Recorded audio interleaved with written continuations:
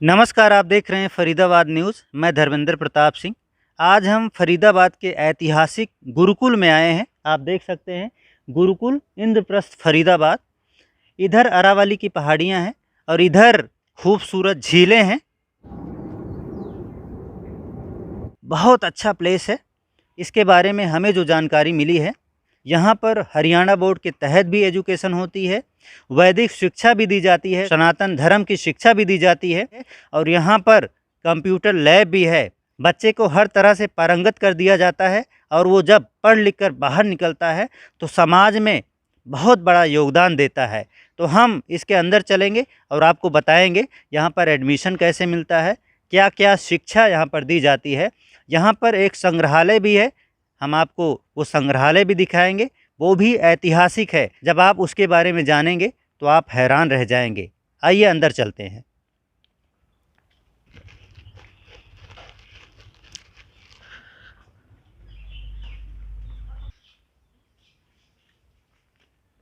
स्वामी जी, आचार्य ऋषिपाल जी बैठे हुए हैं। पहले हम इनका आशीर्वाद लेंगे, उसके बाद यहाँ की जानकारी आपको देंगे। स्वामी जी नमस्कार। नमस्ते। बहुत अच्छा लगा आपसे मिलके।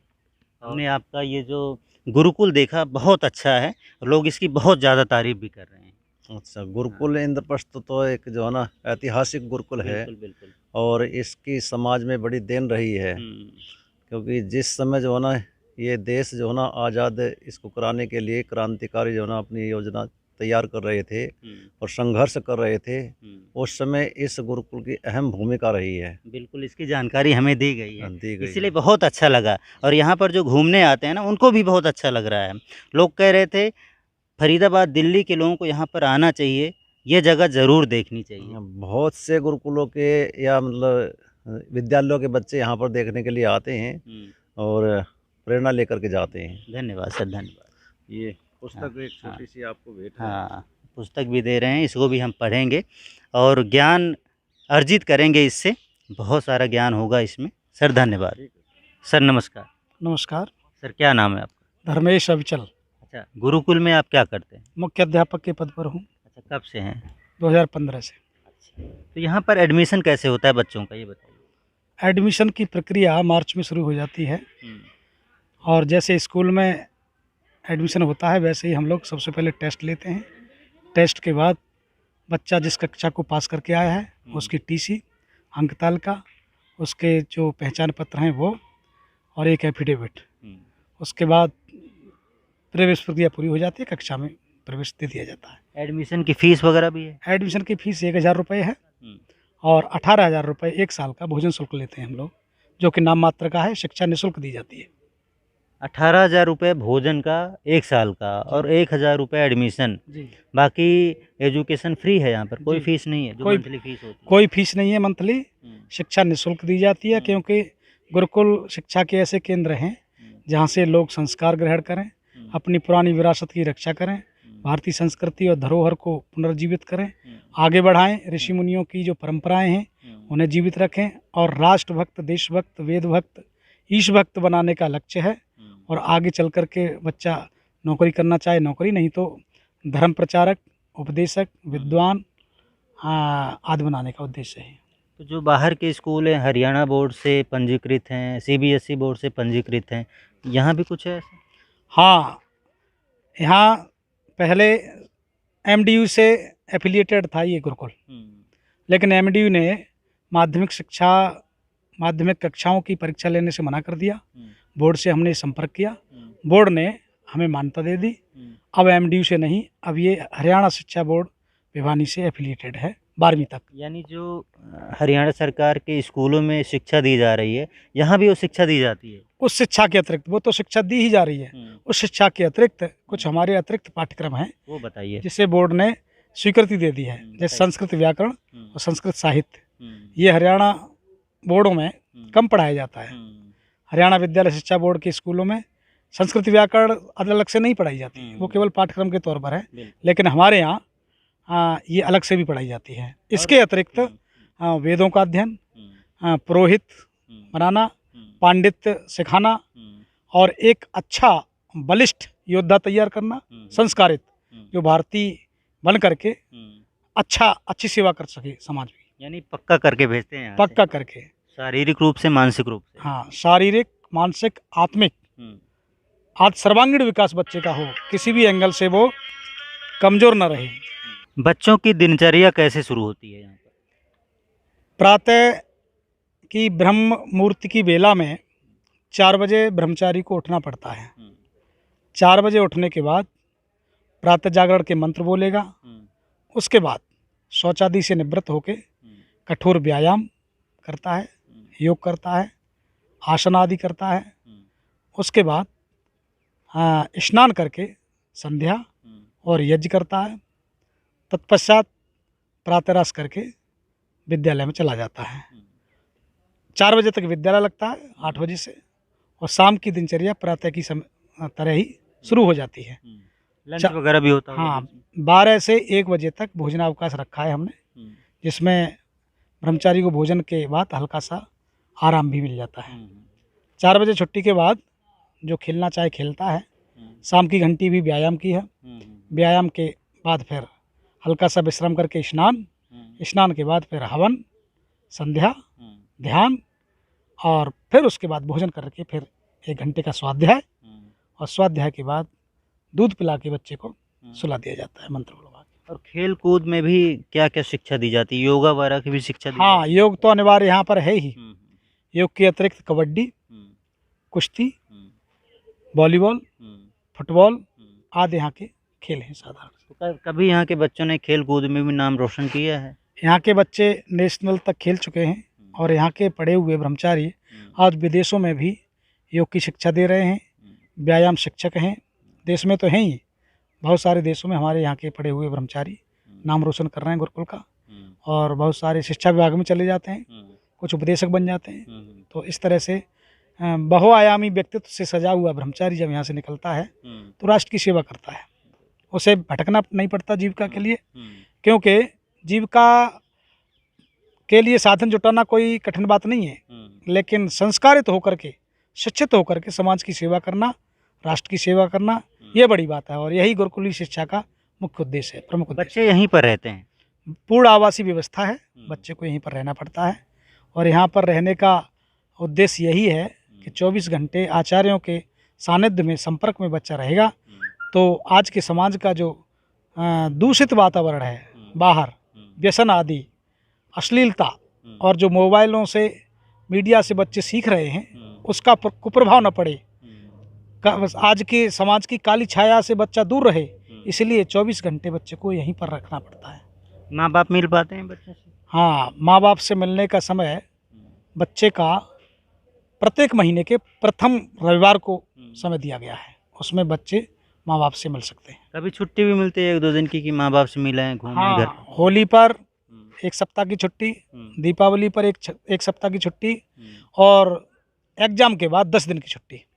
ये छुट्टियों का प्रावधान है। जो गर्मियों की छुट्टी होती है 10 दिन की? गर्मियों की छुट्टी 10 दिन की आफ्टर एग्जाम होती है, और जून के महीने में जब सारे विद्यालय बंद हो जाते हैं, उस समय हम आर्मी दल के शिविर लगाते हैं। उन शिविर में बच्चे व्यायाम सीखते हैं, योग सीखते हैं, शस्त्र चलाना सीखते हैं, लाठी, तलवार, गदा, भाला, इन्हें चलाना सीखते हैं। जी। एडमिशन के लिए क्या क्या डॉक्यूमेंट्स चाहिए? एडमिशन के लिए जिस कक्षा को पास करके आया है उसकी टीसी चाहिए, उसकी अंक तालिका चाहिए, उसके बाद एक एफिडेविट चाहिए, और माता, पिता और बच्चे का आधार कार्ड, ये डॉक्यूमेंट्स की जरूरत पड़ती है। और 5वीं से एडमिशन होता है? 5वीं से एडमिशन होता है, ग्रेजुएशन तक यानी शास्त्री तक कक्षाएं चलती हैं विधिवत रूप से। और यहाँ पर जो पढ़ते होंगे प्लेसमेंट तो 100% गारंटीड है, क्योंकि पंडित, पुरोहित, शास्त्री और जो भी ज्ञानी व्यक्ति हैं उनकी ज़रूरत समाज को हमेशा रहती है। जी, यहाँ से पढ़ लिख के बच्चा जब निकलता है तो समाज उसे देखने के लिए तरसता है, और जब वो भीड़ में जाता है तो भीड़ से अलग छट जाता है।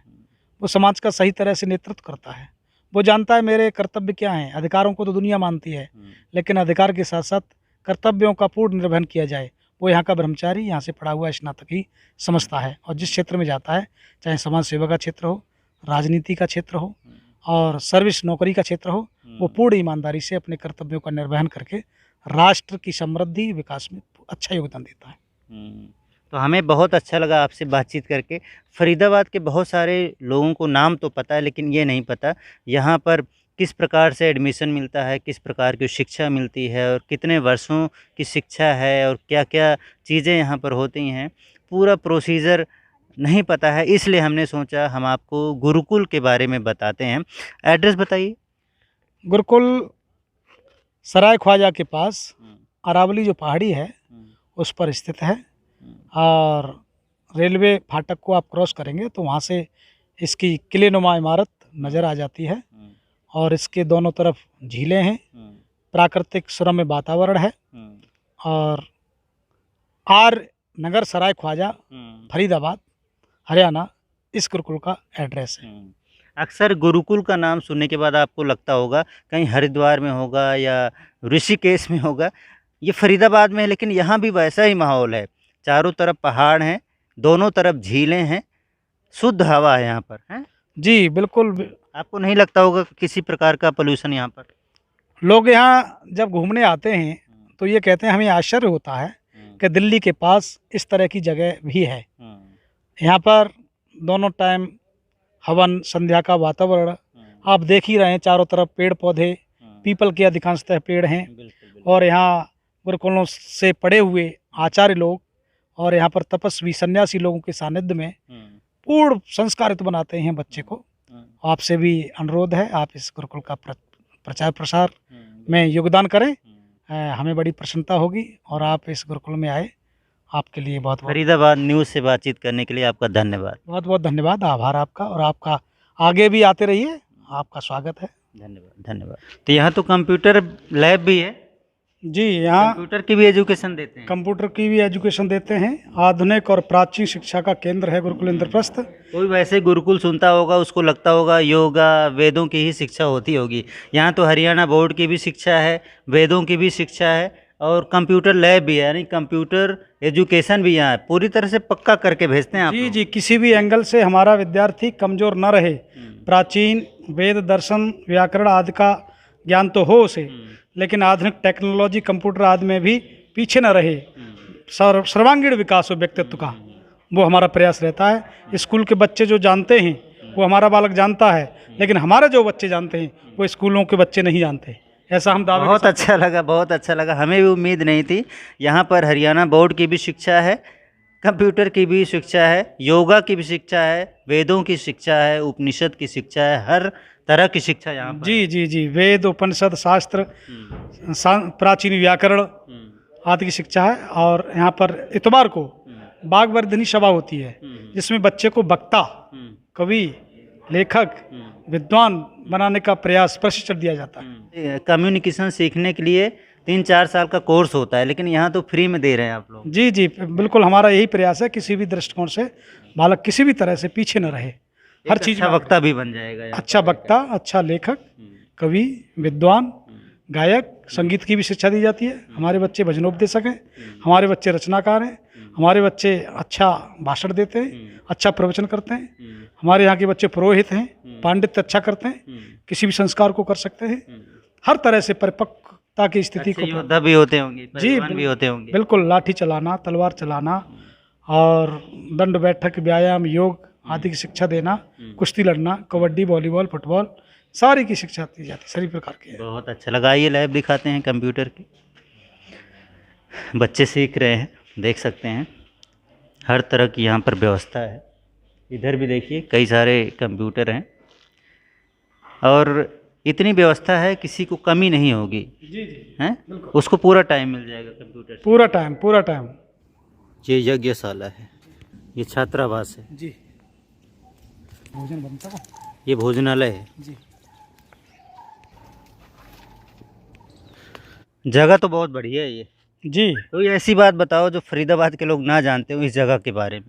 गुरुकुल इंद्रप्रस्थ का इतिहास आज़ादी के इतिहास से जुड़ा हुआ है, क्योंकि यहाँ आज भी जो अंडरग्राउंड संग्रहालय है वो प्राचीन इतिहास के बहुत सारे संस्मरण उसमें प्रवेश करते ही आपको याद आ जाएंगे। वो कोठरी आज भी जीवित है, जिसमें नेताजी सुभाष चंद्र बोस अंग्रेजों से छिपकर 8 दिन भूमिगत रहे। इस जी देख सकते हैं आप किस तरह से छोटी सी कोठरी में उन्होंने छिप करके 8 दिन बिताए होंगे। अच्छा, 8 दिन इसी कोठरी में रहे हैं। जी जी जी। यहाँ तमाम क्रांतिकारियों का आना जाना रहता था। स्वामी श्रद्धानंद सरस्वती के सानिध्य में वो देश को आज़ाद कराने के लिए योजनाएं बनाते थे। और सबसे अच्छा छिपने की जगह थी ये, क्योंकि आसपास जंगल ही आपको नज़र आ ही रहा है। तो नेताजी सुभाष चंद्र बोस, चंद्रशेखर आज़ाद, सरदार भगत सिंह, लाला लाजपत राय आदि क्रांतिकारियों का यहाँ आना हुआ। बाद में जब अंग्रेजों को मालूम पड़ा तो ये छावनी बन गई, क्रांतिकारियों पर छापे पड़ने लगे, तो फिर लोगों ने फिर आना जाना कम कर दिया।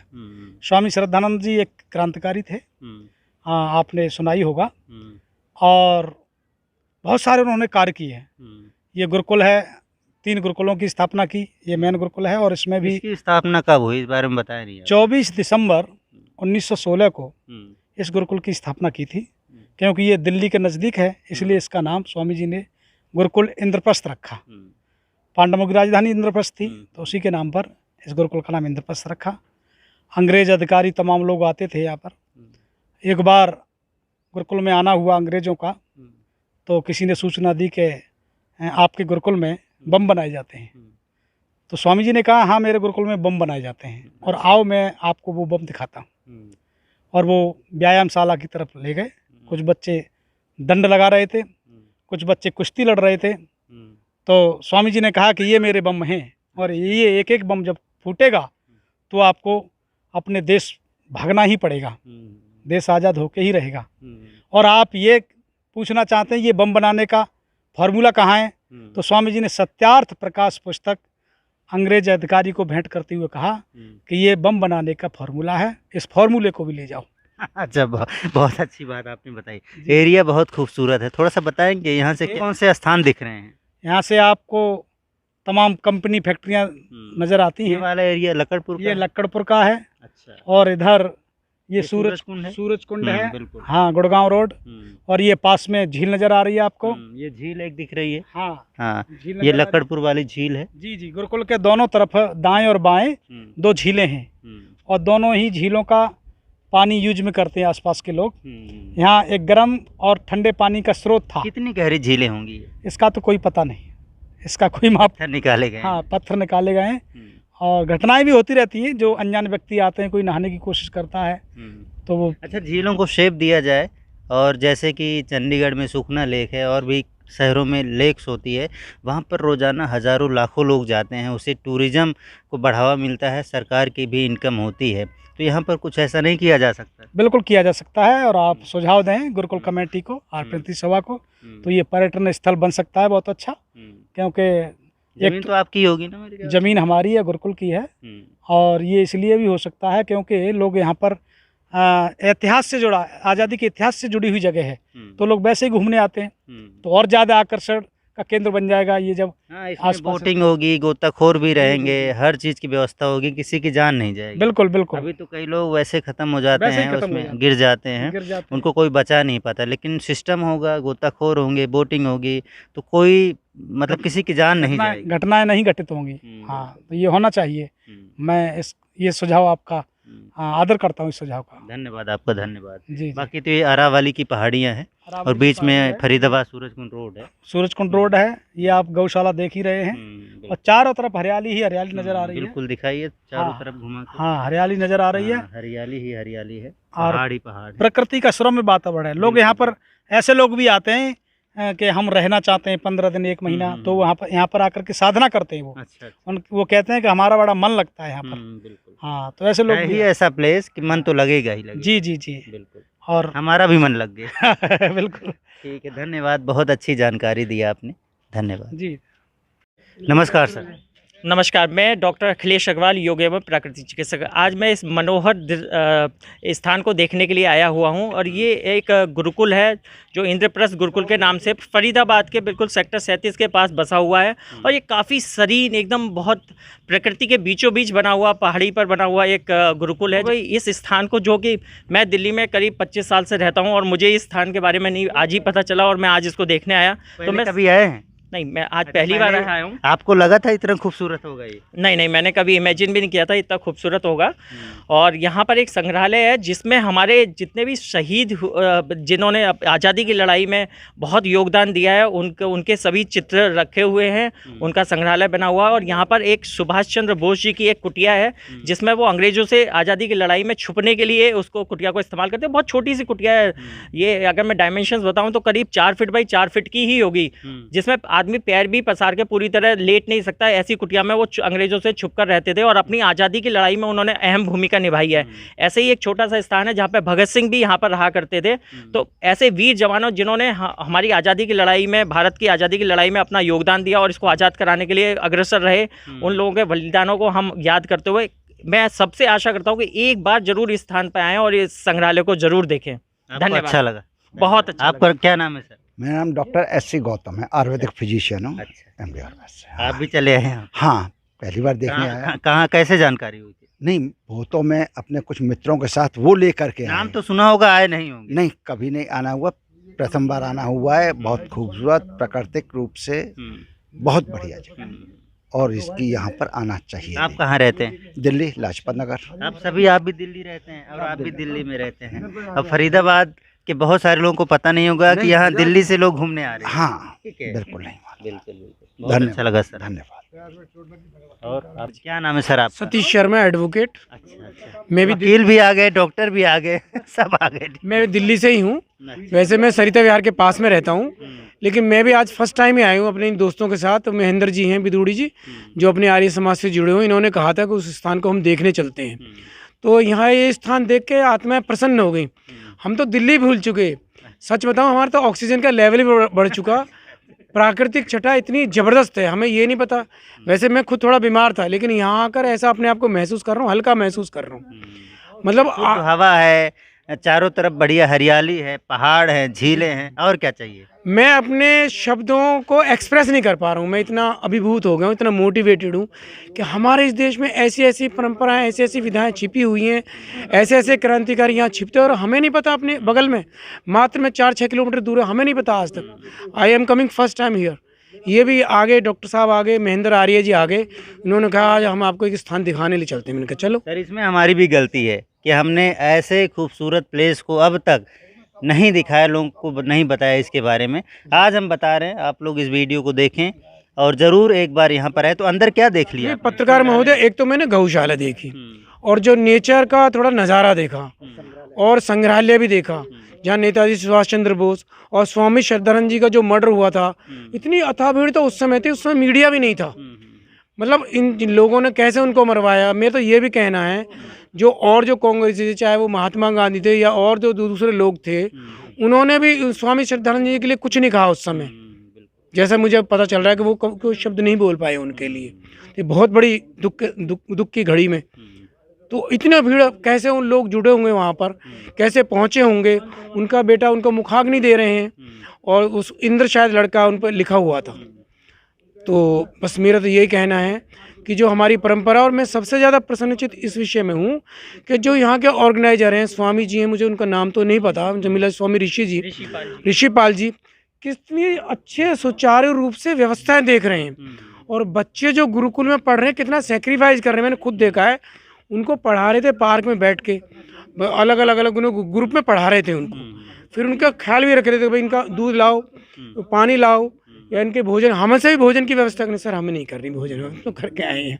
ये है बहुत, मैं अपनी 90% बीमारी भूल गया हूँ यहाँ पर आके, सच बता रहा हूँ। ठीक है, धन्यवाद, बहुत अच्छा लगा। Thank you. मैं अपनी वार्तालाप में एक चीज़ और यहाँ पर जोड़ना चाहूँगा कि हम बहुत दूर जाते हैं प्रकृति की खोज में, हम शुद्ध वायु की खोज में दिल्ली से बहुत दूर दूर तक जाते हैं, नैनीताल जाते हैं, इधर उत्तराखंड जाते हैं, पहाड़ों में जाते हैं। दोस्तों, कभी हमने अपने आसपास जो प्राकृतिक चीज़ें हैं उनको ही नहीं देखा। तो ये गुरुकुल का स्थान इतना बड़ा और इतना मनोहर है, आप कम से कम सप्ताह में एक बार 1-2 घंटे का समय निकालकर इस गुरुकुल को देखने आएँ। अपने बच्चों को भी संग्रहालय के बारे में संग्रहालय दिखाएं, ताकि उनके अंदर भी देशभक्ति की भावना से वो भी ओतप्रोत हों। और मैं आशा करता हूँ कि ये ऐसे मनोहर स्थान को जरूर एक बार देखें। धन्यवाद सर, धन्यवाद।